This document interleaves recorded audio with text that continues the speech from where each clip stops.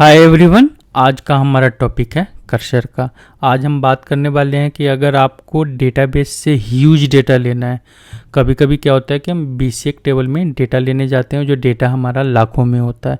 अब वहाँ पे हम क्या करते हैं कि लाखों डेटा में अगर आप एक बार सिलेक्ट स्टेटमेंट लगाते हो तो आपको दिक्कत क्या होगा कि अगर सपोज वो 2 लाख 3 लाख रिकॉर्ड अगर एक बार में आपका सिलेक्ट स्टेटमेंट वहाँ से सिलेक्ट करने जाएगा तो उसमें बहुत सारा टाइम लगता है। कभी कभी क्या होता है आपका बैकग्राउंड जॉब भी फेल हो जाता है। अगर आपने फोरग्राउंड में लगाया है तो आपका एक फ्रंट एंड पे एक जीयूआई का एक टाइम लिमिट होता है, कभी कभी वो टाइम लिमिट एक्सीड हो जाता है। कभी कभी क्या होता है कि आपका जो टेबल का साइज है, बफर टेबल का साइज है या टीवीएस के टेबल जहाँ पे डेटा स्टोर कर रहा है, वो टीवीएस का साइज लिमिट आपका जो है एक्सीड कर जाता है। तो यहाँ पे हम क्या करते हैं, एसएपी के अंदर अगर हमें बहुत बड़ा डेटा है तो बहुत बड़े डेटा को हैंडल करने के लिए हम क्या करते हैं, यहाँ पे कर्सर का यूज करते हैं।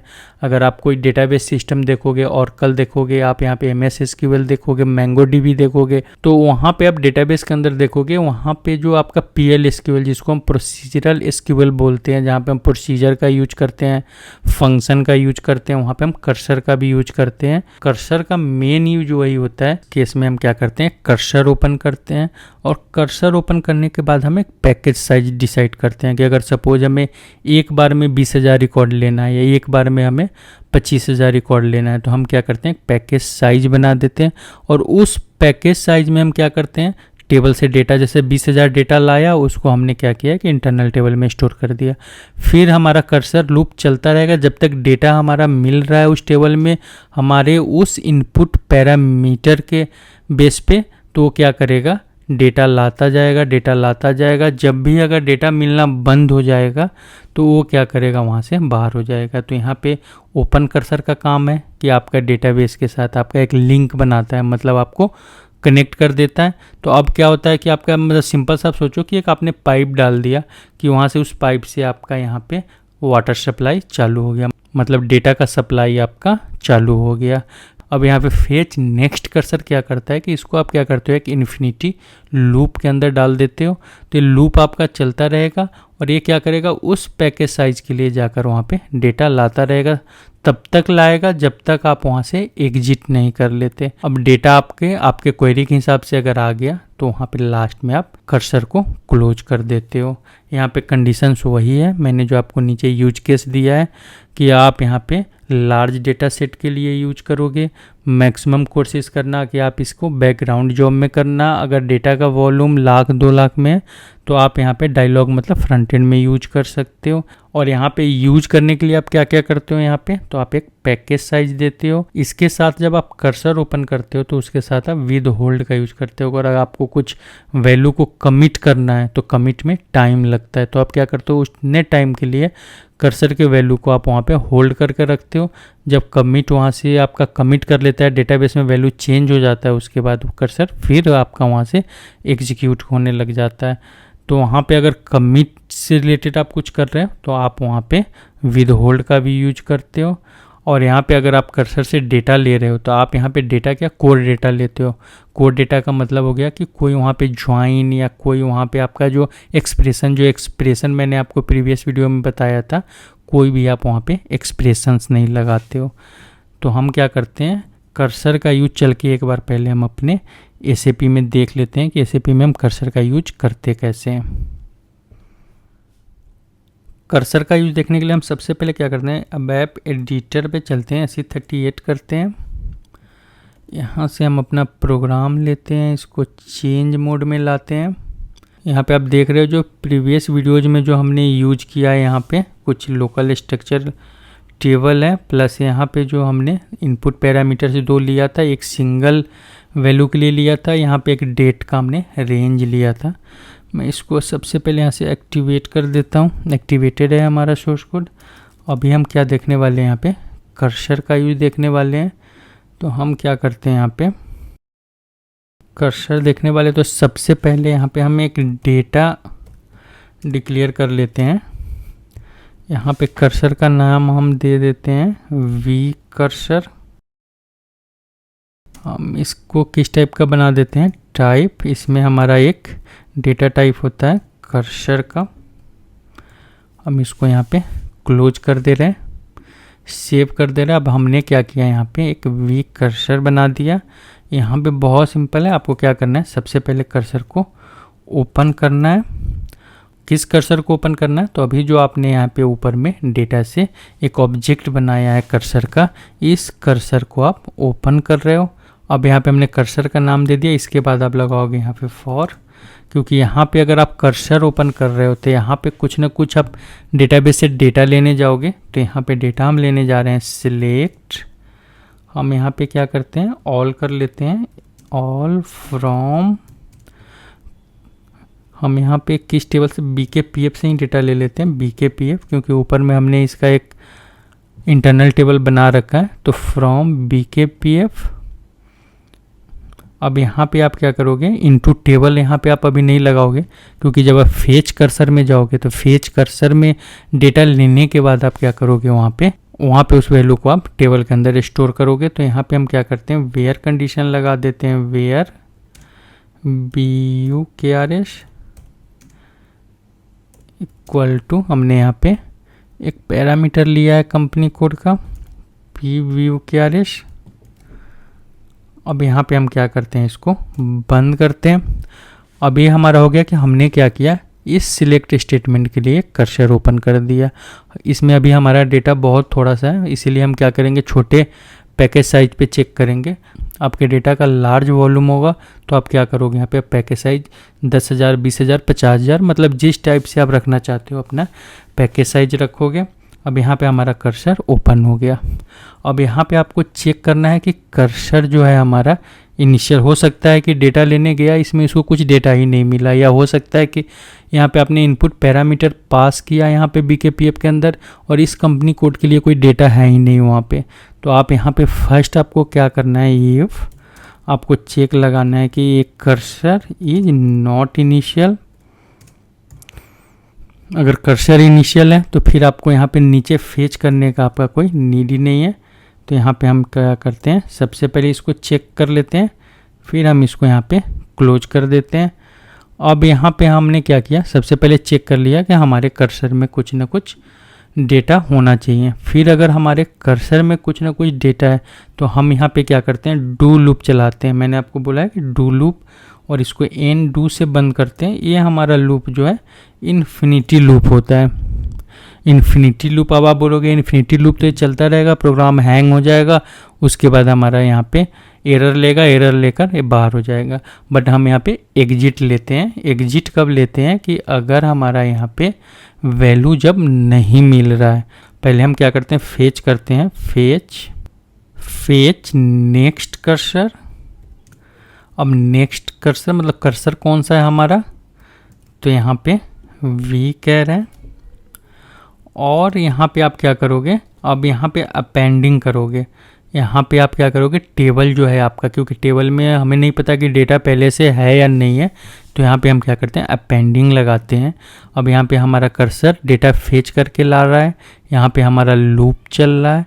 लूप चलने के बाद हम क्या कर रहे हैं, अपेंडिंग कर रहे हैं। हमारा यहाँ पे LTBKPF था, क्या था, LTBKPF T था यहाँ पे, नहीं, टेबल कौन सा है हमारा, LTBKPF T है। तो हम क्या करते हैं, अपेंडिंग कर रहे हैं इसमें, सॉरी यहाँ पे हमने टेबल नहीं दिया, टेबल, और यहाँ पे इंटरनल टेबल का हमने नाम दे दिया। तो हमने क्या किया, इस कर्सर से वैल्यू फेच किया, और वैल्यू जो हमें मिल रहा है BKPF का, हम इसको क्या, अगर सपोज आपने कुछ स्पेसिफाइड फील्ड रखा है तो यहाँ पे आप क्या करोगे, स्पेसिफाइड फील्ड दोगे कि किस किस फील्ड का वैल्यू लाना है, और उसी टाइप से उस स्पेसिफाइड फील्ड से जो आपने टाइप बनाया है, आपने इंटरनल टेबल बनाया, उस इंटरनल टेबल का नाम आप यहाँ पे दोगे, प्लस यहाँ पे पैकेज साइज। अब यहाँ पे पैकेज साइज आप 20,000 दे सकते हो, 30,000 दे सकते हो, मतलब जो भी आपको पैकेज साइज रखना है। अगर आपको 20,000 का रखना है तो आप यहाँ पे 20,000 का पैकेज साइज रख सकते हो। पर मेरा यहाँ पे जो है डेमो सिस्टम है, तो डेमो सिस्टम में इतना ज़्यादा डेटा होता नहीं है, तो मैं क्या करता हूँ, पैकेज साइज 100 का रखता हूँ। यहाँ पे 100 के पैकेज साइज में मैं क्या करूँगा, डेटा फेच करूँगा। अब यहाँ पे हमने क्या किया, डेटा यहाँ पे फेच कर लिया। सबसे पहले कर्सर को ओपन किया, फिर हमने एक इन्फिनिटी, सबसे पहले हमने चेक किया यहाँ पे, आप देखो यहाँ पे हमने चेक किया है कि कहीं ऐसा तो नहीं कि हम जो सिलेक्ट स्टेटमेंट लगा रहे हैं, सिलेक्ट स्टेटमेंट से हमें कुछ डेटा ही नहीं मिला हो। तो हमने चेक किया कि कर्सर इज नॉट इनिशियल, मतलब हमें कुछ डेटा मिल रहा है। अब डेटा मिल रहा है, उसके बाद क्या है कि हमने एक इन्फिनिटी लूप लगाया कि लूप हमारा चलता रहे जब तक कि हम कोई एग्जिट कंडीशन ना डाले इस लूप से निकलने के लिए। उसके बाद हमने क्या किया, फेच किया इस कर्सर को, और जो वैल्यू मिलेगा हम क्या करेंगे, 100 वैल्यू को इस टेबल में अपेंड करते जाएंगे। और अपेंड करने के बाद अब यहाँ पे हम क्या करेंगे कि लूप से एग्जिट लेंगे कि इफ sy सवारसी इक्वल टू, यहाँ पे सॉरी यहाँ पे नॉट इक्वल टू लगाएंगे। इक्वल टू का तो मतलब होता है कि हमें वैल्यू मिल रहा है, तो इक्वल टू में हम यहाँ पे कोई एग्जिट नहीं करें। नॉट इक्वल टू, अगर यहाँ पे कर्सर ने 100 वैल्यू के लिए फेच किया, कोई डेटा नहीं मिला, मतलब यहाँ पे 0 डेटा मिला, तो यहाँ पे सब आरसी हमारा क्या हो जाएगा, 4 रिटर्न करेगा। तो यहाँ पे नॉट इक्वल टू 0 होगा। अब यहाँ पे हम क्या करते हैं, एग्जिट ले लेते हैं, पहले एंड इफ करते हैं और यहाँ पे हम एग्जिट कर लेते हैं। यहाँ पे बहुत ही सिंपल है, बहुत सिंपल क्या है यहाँ पे कि हमने यहाँ पे सबसे पहले यहाँ पे इन्फिनिटी लूप चलाया, बट यहाँ पे हमने एग्जिट लिया। कि बहुत बार क्या करते हैं ना कि हम यहाँ पे जो डेटा ले रहे होते हैं, बहुत बार डेटा हम क्या करते हैं कि एक फॉर्मेटेड डेटा लेते हैं, मतलब किसी इंटरनल टेबल से डेटा फेच करते हैं। तो वहाँ पे आप क्या करते हो, रोज चेक करते हो उस इंटरनल टेबल का कि अगर वहाँ पे कोई वैल्यू इंटरनल टेबल फेच करके ला रहा है, अगर 0 नहीं है तो आप यहाँ पे लूप को चलाते रहते हो, नहीं तो आप एग्जिट ले लेते हो। बट यहाँ पे मैं क्या कर रहा हूँ कि यहाँ पे पैकेट फेच कर रहा हूँ, यहाँ पे हमारा डेटा आया, यहाँ पे अगर कोई भी डेटा नहीं मिला तो यहाँ से हमारा ये लूप बाहर हो जाएगा। अब यहाँ पे हम क्या करते हैं, डू के बाहर यहाँ पे कर्सर को क्लोज कर देते हैं, क्लोज। यहाँ पे हमारा कर्सर कौन सा है, क्लोज कर्सर, कौन सा कर्सर है हमारा यहाँ पे, इसको हमने यहाँ पे क्लोज कर दिया। अब यहाँ पे हम जाकर एक बार इसको चेक करते हैं, कोई एरर है, कोई एरर नहीं है। हमारा सारा डेटा कहाँ पे लाकर स्टोर करेगा, तो LTBKPF के अंदर स्टोर करेगा। हम यहाँ पे एक बार चेक करने के लिए ऐसे ही कोई कंडीशन लगा देते हैं।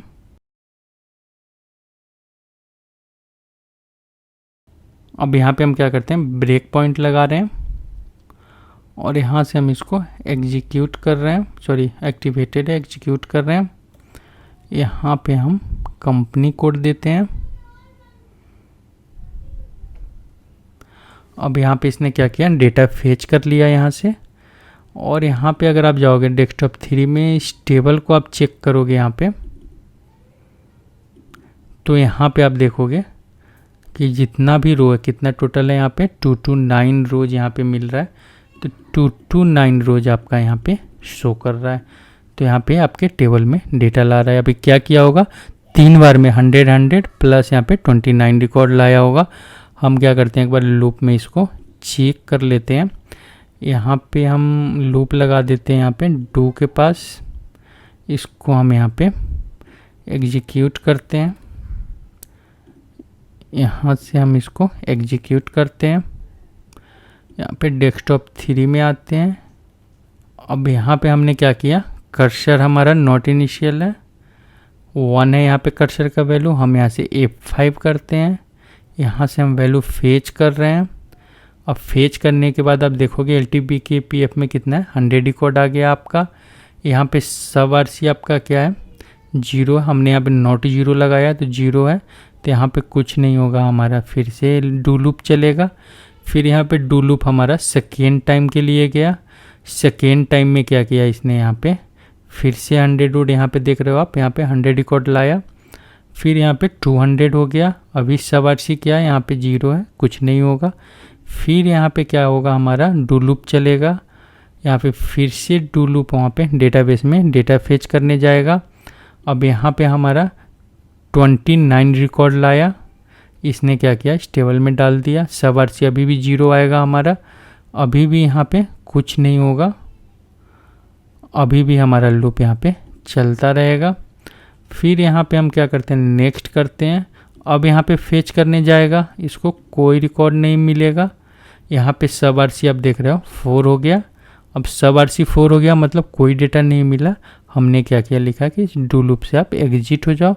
यहाँ से एग्जिट हो गया और एग्जिट होने के बाद नीचे जाके इसने क्या किया, इस कर्सर को क्लोज कर दिया और यहाँ पे इसने क्या किया, आपको रिकॉर्ड दिखा दिया जितना भी रिकॉर्ड इसने कर्सर से फेच करके लाया।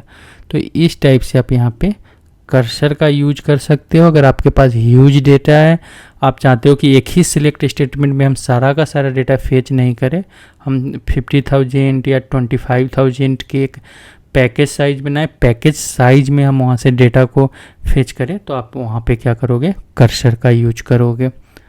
अब यहाँ पे हम क्या करते हैं, इस ब्रेक पॉइंट को हटाते हैं। अब यहाँ पे मैंने आपको क्या बताया था कि जब हम कमिट कर रहे होते हैं, ऐसे मैं क्या करता हूँ कि बता दे रहा हूँ कि एग्जैक्टली होता क्या है। मैं क्या करता हूँ, इसको कॉपी कर लेता हूँ यहाँ तक, Ctrl+C, इसको हम कमेंटेड करते हैं। अब यहाँ पे जब हम डेटा कमिट करना होता है, हम कहीं पे डेटा को हमें क्या करना होता है कि कर्सर के साथ हमने डेटा लिया, उस डेटा को कोई बहुत बड़ा लार्ज हमारा डेटा सेट है जिसके अंदर हम डेटा को कमिट किए जा रहे हैं, तो उस केस में क्या होता है कि कमिट में टाइम लगता है। अब यहाँ पे 2000 डेटा है या 50,000 तक है, आपको कोई टाइम नहीं लगेगा, पर जब आपका बहुत बड़ा डेटा होगा तो वहाँ पे आपको टाइम लगेगा। तो उस केस में हम क्या करते हैं, जब ओपन करते हैं कर्सर को, तो यहाँ पे हम क्या करते हैं, विद होल्ड लगाते हैं। यहाँ पे कि हम यहाँ पे कर्सर को विद होल्ड का मतलब हो गया कि जब तक वो डेटा कमिट नहीं हो जाए, कर्सर वहाँ पे होल्ड करके रखेगा। जब एक बार उस टेबल के अंदर डेटा कमिट हो गया, फिर कर्सर आपका नेक्स्ट नेक्स्ट नेक्स्ट डेटा लेने जाएगा। तो यहाँ पे रिजल्ट आप देखोगे, रिजल्ट में आपका कोई चेंजेज नहीं होगा। बस ये आपका एक फीचर है, एक तरीका बोल सकते हो आप, कि अगर आप यहाँ पे डेटा ला रहे हो, कहीं पे आप उस डेटा को कमिट कर रहे हो, आप जहाँ पे कमिट कर रहे हो सकता है उस टेबल में पहले से ही 50 लाख रिकॉर्ड आ गया, 25 लाख रिकॉर्ड आ गया है, तो आप वहाँ पे थोड़ा टाइम लो, मतलब होल्ड करो कर्सर को। होल्ड करने के बाद फिर क्या करो, आप उसको वहाँ पे कंटिन्यू करते रहो आगे, मतलब डू लूप आपका वहाँ पे चलता रहेगा। यहाँ पे आप जाओगे, देखोगे यहाँ पे तो ऐसे डेटा ही 200 300 है, तो आपको यहाँ पे इसका कोई इम्पैक्ट दिखेगा नहीं। सिंपल सा ये तो सेकेंड में डेटा आपका यहाँ पे लाकर आपको डेटा शो कर देगा। तो आप यहाँ पे विद होल्ड का भी यूज यहाँ पे कर सकते हो। तो इस टाइप से आप कर्सर का यूज कर सकते हो अपने एसएबी में सिलेक्ट स्टेटमेंट के साथ, कि वहाँ से आप क्या कर सकते हो, पैकेज के साइज में डेटा लाने के लिए। तो इस एग्जांपल का आप यूज कर सकते हो।